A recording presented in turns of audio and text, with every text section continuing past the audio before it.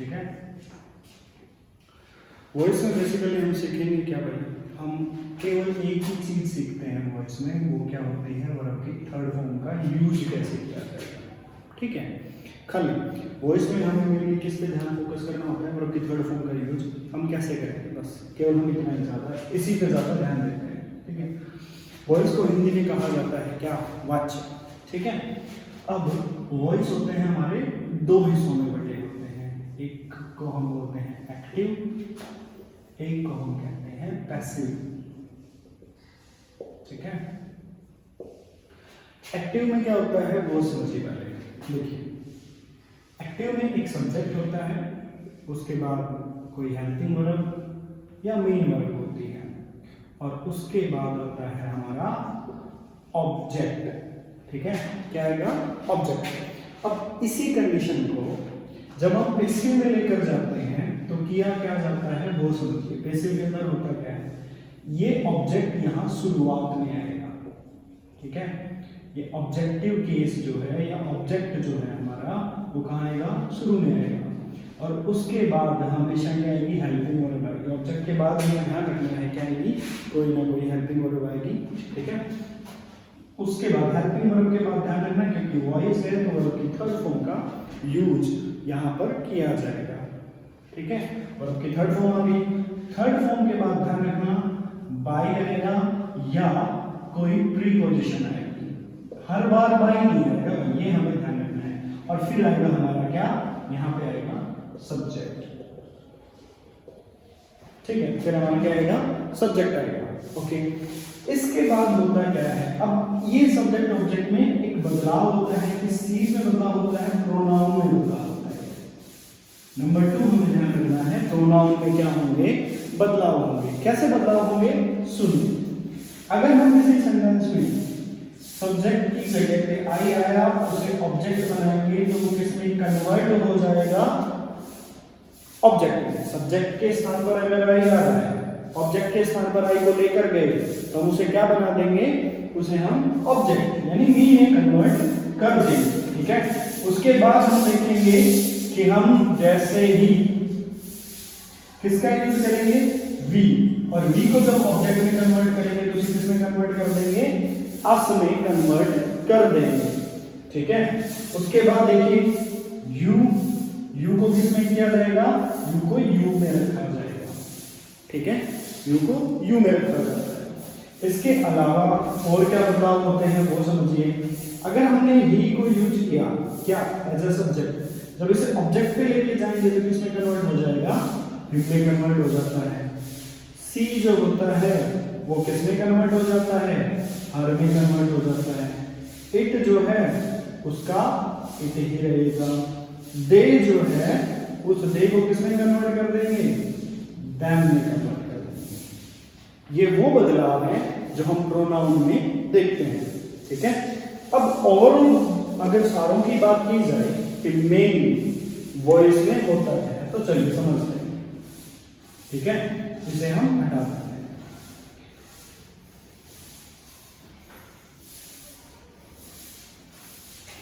करेंगे क्या हम इनमें वो समझिए। देखिए, एक्टिव में हमें यहाँ पे क्या मिलेगा, एक्टिव के अंदर हमें मिलेगा अगर वर्ब की फर्स्ट फॉर्म या वर्ब की फर्स्ट फॉर्म के साथ एस या ईएस मिल जाए तो अगर हम इन दोनों को ही पैसिव में लेकर जाएंगे तो ध्यान रखना इसकी जगह रिप्लेसमेंट के तौर पे हम क्या यूज करेंगे, इज एम आर।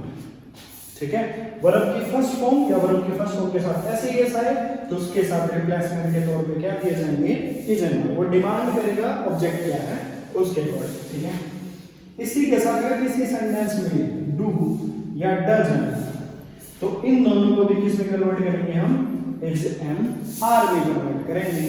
ठीक है,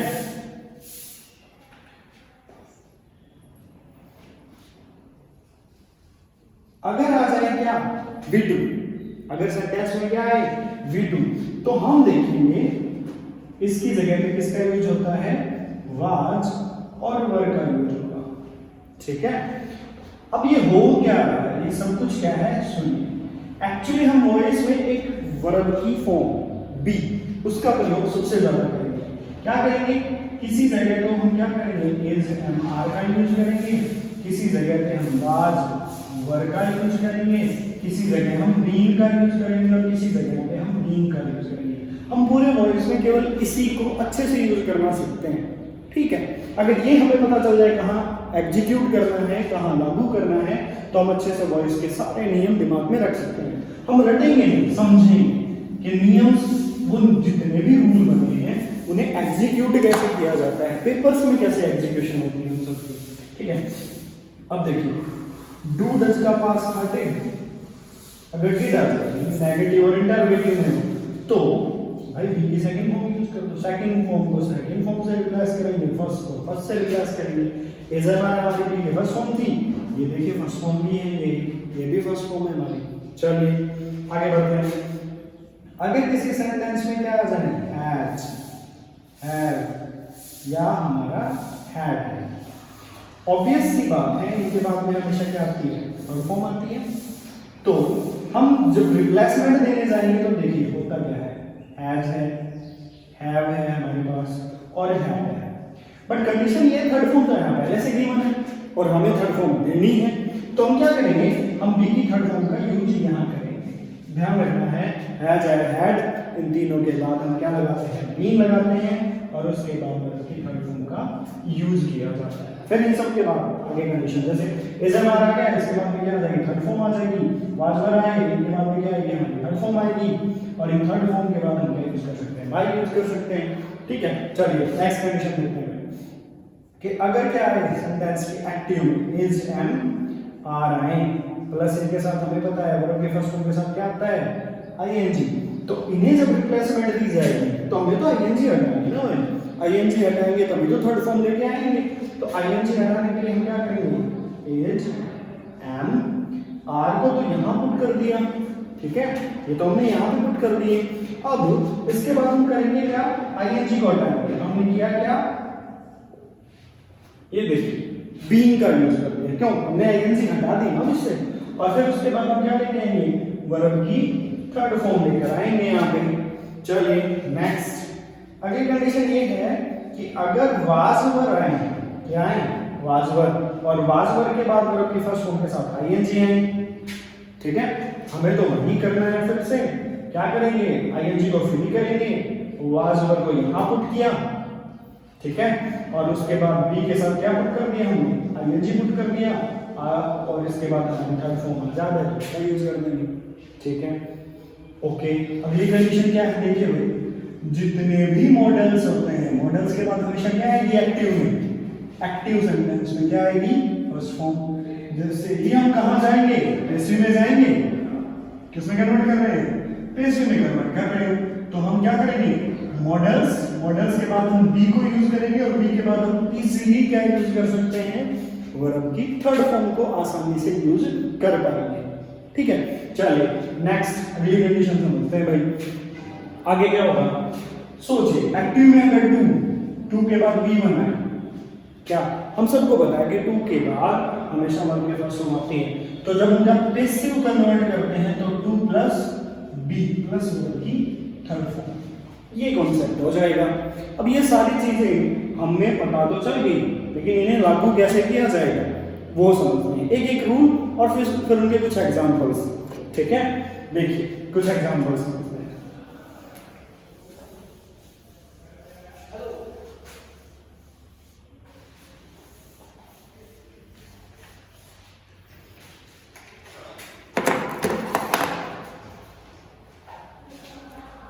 देखिए आगे कुछ रूल्स को डिस्कस करेंगे हम कि कैसे इनका यूज किया जाता है और कैसे ये पेपर में पूछे जाते हैं, ठीक है। देखिए एक्टिव पैसिव का सेक्शन ऐसे ही रहेगा, खाली हम देखेंगे एग्जीक्यूशन, एग्जीक्यूट कैसे करेंगे। तो हमारा रूल नंबर 1 पकड़ते हैं, क्या था हमारा रूल नंबर 1, कि अगर किसी सेंटेंस में क्या आए, V1 आए या V1 के साथ S या ES का यूज, किसमें, एक्टिव में, जब इसका पैसिव बनाएंगे तो होगा, समझिए, ठीक है। एग्जांपल्स होना क्या था, रूल क्या कह रहा था कि भाई इज एमआर कर दो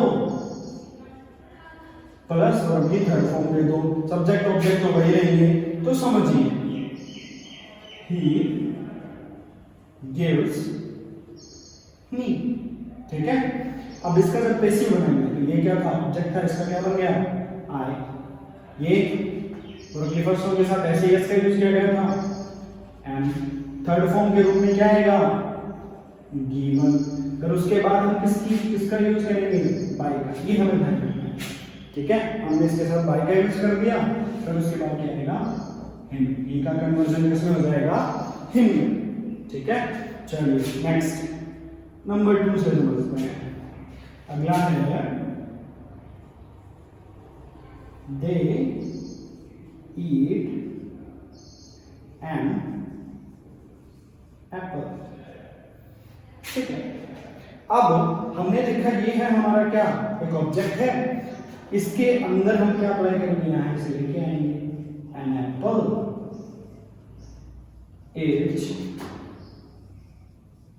eaten, और उसके बाद क्या आएगा, बाय दैट, ठीक। सिंपल सा कॉन्सेप्ट है, ज्यादा हमें सोचना नहीं है। चलिए तीसरा एग्जांपल करते हैं।